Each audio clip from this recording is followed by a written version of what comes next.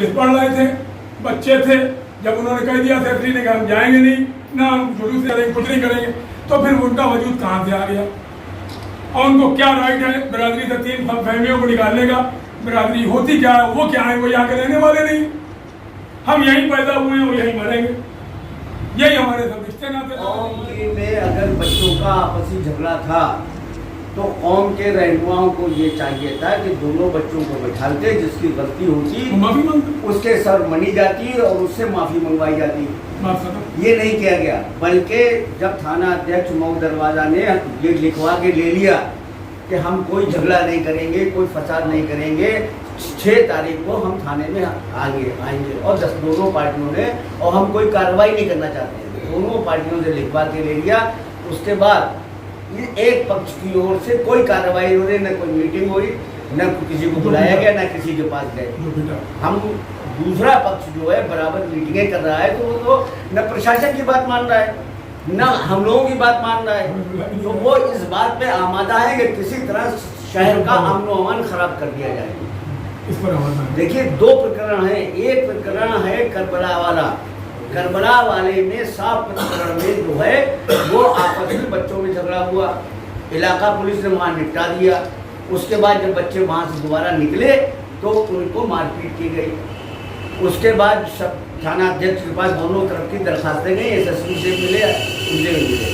दोनों तरफ से इंस्पेक्टर मऊ दरवाजे ने बुला के सुलह समझौते की बात कर दी और कहिए आप लोग कोई झगड़ा नहीं करेंगे। हम तो उसके बाद कोई ना बात कर रहे हैं, ना झगड़ा कर रहे हैं, ना प्रशासन को दे रहा है, ना हम अखबार वालों को दे रहे हैं। जबकि हम अखबार वाले सभी जान पहचान के हम लोग रोज स्टेटमेंट निकलवाएं, लेकिन हम सक्षम होते हुए हमने कुछ नहीं किया, हमारी पार्टी ने कुछ नहीं किया।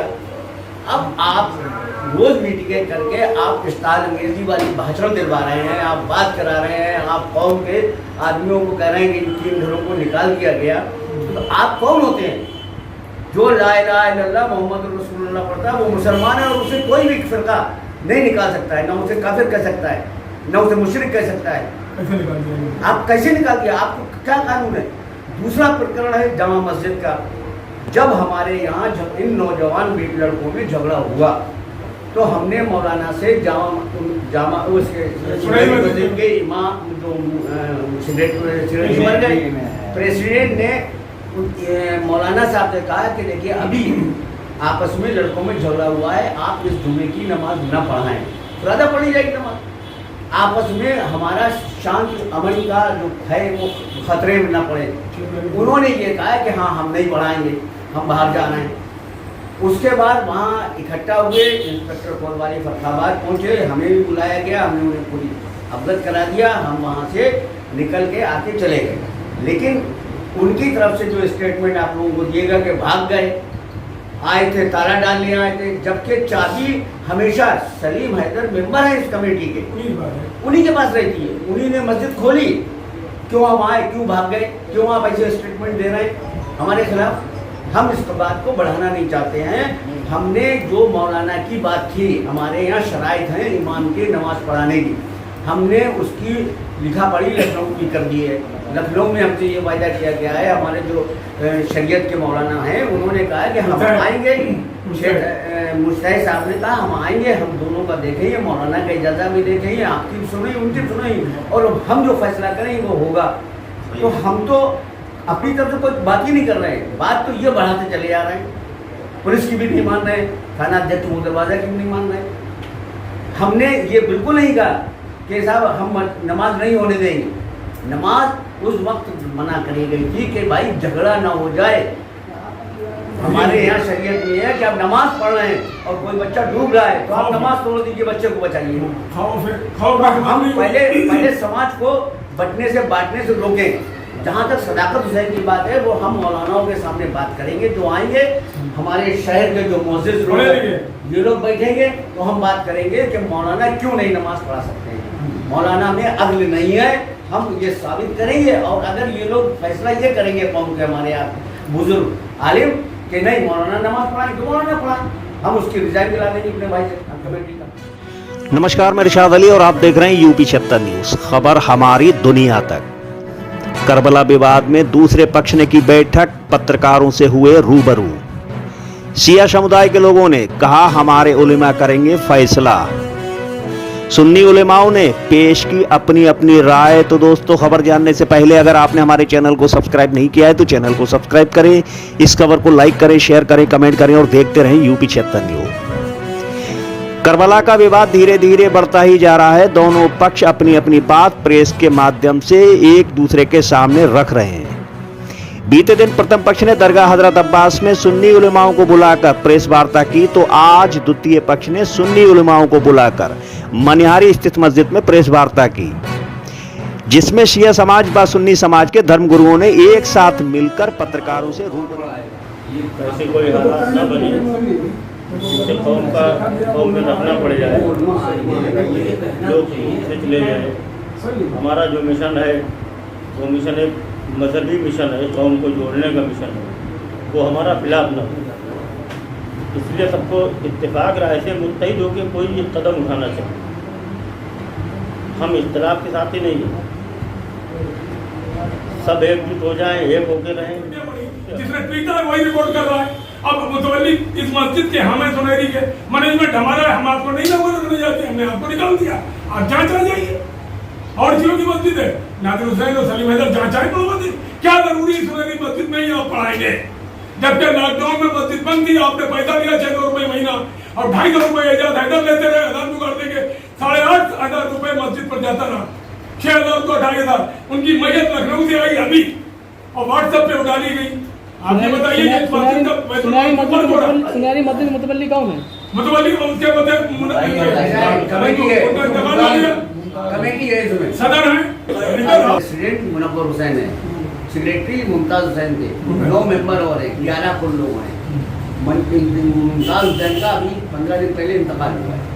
प्रेसिडेंट ने ये लिख के पुलिस को भी भेजा और मौलाना से कहा कि अभी लड़कों में झगड़ा हुआ है, इसलिए आप जुमे की नमाज न पढ़ाएं, फुरादा नमाज पढ़ लीजिए, 6 आदमी होंगे, दोनों पक्षों से झगड़ा हो जाएगा।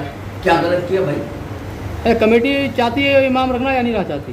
कमेटी में तो देखिए सिनेट बन गए, अध्यक्ष का पैर टूटा पड़ा हुआ है, तो वहाँ कमेटी की मीटिंग बुलाए तो कौन कौन करेगा? जब ये ठीक हो जाए तभी तो मीटिंग होगी। तो कोई जबरदस्ती नमाज पढ़ाना चाह रहे हैं? देखिए हम सिर्फ ये चाहते हैं कि ये झगड़ा जब तक ना निबट जाए तब तक कोई पुराना नमाज सब पढ़े, मस्जिद खुली मस्जिद में कोई ताला नहीं, सब पढ़े, मौलाना नमाज ना पढ़ाए, क्यों झगड़ा अच्छा, इमाम जुमा है, इनका कोई सर्टिफिकेट भी होना होगा इनके पास? इमाम जुमा का सर्टिफिकेट उनकी कोई डिस्क्वालीफाइड है, उनके पास इजाजत नहीं है, अरबी अदब नहीं जानते। हमने लखनऊ में भेज दिया है, हमने लखनऊ में भेज दिया है। उन्होंने हमसे कहा कि नमी के बाद 9 तारीख के बाद हम मौलाना वो देखेंगे कि इनका इजाजत जबरदस्ती नमाज पढ़ा रहे हैं, कैसे पढ़ा रहे हैं, तो वो फैसला वो करेंगे, हमें करने कोई हक नहीं कि आप नमाज पढ़ा सकते हैं नहीं पढ़ा सकते हैं, झगड़ा ना हो इसलिए कह रहे हैं कि आप रुक जाइए, भी मौलाना आ जाए, फैसला करते हैं, जो फैसला होगा हमसे मानेंगे। अभी तक मौलाना साहब नमाज पढ़ा चले तो आपत्ति नहीं आज उठाई किसी ने, अब ऐसा क्या हुआ? मौलाना साहब नमाज पढ़ाते चले आज के टाइम से तो आपत्ति नहीं उठी थी? भाई किसी बात नहीं मालूम है। देखिए सीधी बात, हम नहीं चाहते हैं कि फरकाबाद में हमारे मुसलमानों में तफरका फैले, हम नहीं चाहते हैं कि हमारे ग्रुप शियों में ग्रुपबाजी हो, इसलिए अभी तक कोई बात ऐसी नहीं थी। अब वो इस तरह की बातें कर रहे हैं कि ग्रुप बना रहे हैं। हमारे यहाँ 3 शाबान को एक कौम का इमाम हुसैन अलैहिस्सलाम का मदारवाड़ी में होता था जलसा, हुसैन डे से। उस हुसैन डे में इन्होंने सेतल के 2 मौलाना बुलाए, शायद भी थे मौलाना में, उनसे इस तरह की शेर पढ़वाए, तकरीरें करी, जिसपे कमालगंज के डॉक्टर साहब आरिफ साहब ने ये कहा कि भाई गए बुलाया था, हम आपकी शियों की मजलिस में नहीं आएंगे। भैया जब मना कराया जाता है तो आप कहते हैं कि साहब नहीं, हम तो हक बयान कर रहे हैं। शिया सुन्नी बलगड़ा ने काम कर रहे थे, काम कर रहे थे। हमने आपको बताया नहीं कि जब 3 शाबान को जुलूस हो रहा था तो आपने ऐसे हुसैन डे को बुला लिए लोगों को जिन्होंने तकरीरें गलत करी, जिसमें भैया हमारे जो सदारत कर रहे थे वोट के चले आए, वो उन्होंने कहा हम आज के बाद नहीं आई, और आज तक वो नहीं आए। हमारे यहाँ मजलिस में अशफाक हुसैन साहब, वसीम मुजीबी साहब और 60% लोग अब आते तो बिलाल भाई। हाँ, बिलाल भाई तो जाते ही थे 60%। बिलाल भाई बैठे हैं, बिलाल भाई ने भी एक बार हमसे शिकायत करी कि हमारी दिला आज़ादी होती है, अब हम मजलिसों में नहीं आएंगे। तो आप हमारी कौम को क्या मुंतशिर करने आए? हम इसलिए नहीं बायदा ये बात हमने कह दिया। अब हमारे बात मौलाना तक पहुंचाना के लिए आप लोगों तक पहुंचाना हमने कह दिया। अब जो कौम वो फैसला करेगी मौलाना कि ये पढ़ाएंगे तो पढ़ाएं। इन्होंने कहा कि ऐसा होता है, ये जिसमें मुख्य अतिथि के रूप में मौलाना शमशाद अहमद चतुर्वेदी ने कहा कि हजरत इमाम हुसैन या मौला अली के सदाएं लगाने वाले आज अपने ही समाज को रुस्वा कर रहे हैं। यदि ये विवाद नहीं सुलझा तो समाज में बड़ा बिखराव पैदा हो जाएगा। मौलाना ने यह भी कहा कि कोई इमाम इमामत करता है जो उसके ऊपर शरियाई कानून है, वह उसको बखूबी अंजाम नहीं देता है, वह इमाम नहीं हो सकता। उन्होंने ये भी कहा कि अगर कुछ लोग इमाम के पीछे नमाज पढ़ने से इनकार कर रहे हैं तो इमाम को चाहिए कि वह इमामत छोड़ दे। वहीं मौलाना फरहत अली जैदी ने कहा कि जितने भी लोग दरगाह हजरत अब्बास में बुलाए गए थे उनमें से सिर्फ कुछ लोगों को ही शरीयती की जानकारी थी, बाकी सब वह लोग थे जिनको ला इलाहा भी दुरुस्त नहीं थी। मौलाना ने यह भी कहा कि ला इलाहा इल्लल्लाह मोहम्मद रसूलुल्लाह का कलमा पढ़ने वालों का बहिष्कार करें। ये काम तो अबू जहल ने रसूल खुदा के साथ किया था। बहिष्कार करने वाले अपने गिरेबान में झांक कर देखें, क्या वह उसी नस्ल के तो ताल्लुक नहीं रखते। वहीं सैयद नफीस हुसैन ने कहा कि विवाद करबला में हुई लड़ाई का नहीं है, लोग सुनहरी मस्जिद के मुतवल्ली बनना चाहते हैं, परंतु अब ये विवाद शिया धर्म गुरुओं कल्बे जब्बाद और चांद कमेटी के अध्यक्ष मौलाना सैफ तक पहुंच गया है और वह फरुखाबाद आकर मसले को समझकर तय करेंगे कि इमाम जुमा कौन होगा। जफर रिजवी ने पिहानी से आए मौलाना अंसार तुर्वी की सुनहरी मस्जिद के जुमा पढ़ने को लेकर उंगली उठाई। वहीं जफर रिजवी ने यह भी कहा कि जिन लोगों ने जुमे के दिन मौलाना अंसार तुर्वी के पीछे नमाज पढ़ी उनकी नमाज नहीं हुई। सैयद आफ्ताब हुसैन ने कहा, हमारे यहाँ मजलिस में सुन्नी समाज के उलेमा मजलिस पढ़ने आया करते थे, परंतु मौलाना सदाकत हुसैन ने शिया कौम को भड़का दिया, जिसकी वजह से सुन्नी समाज के मौलाना व लोगों ने हमारे यहाँ मजलिस में आने से किनारा कर लिया। खैर, बैठक में शिया व सुन्नी समाज के उलेमाओं के साथ साथ सैकड़ों लोगों ने बैठक में भाग लिया, परंतु किसी मसले का कोई हल नहीं निकला। परंतु आप कहीं नहीं जाइए, आप देखते रहिए यूपी 76 न्यूज़, क्योंकि हम जल्द लौटेंगे किसी दूसरी खबर के साथ। तब तक यदि आपने हमारे चैनल को सब्सक्राइब नहीं किया है तो चैनल को सब्सक्राइब करें, इस खबर को लाइक करें, शेयर करें, कमेंट करें और देखते रहें यूपी 76 न्यूज़। हम फिर मिलते हैं कहीं किसी और वीडियो में किसी और समस्या को लेकर किसी और खबर के साथ। तब तक के लिए मैं आपका दोस्त इरशाद अली। जय हिंद।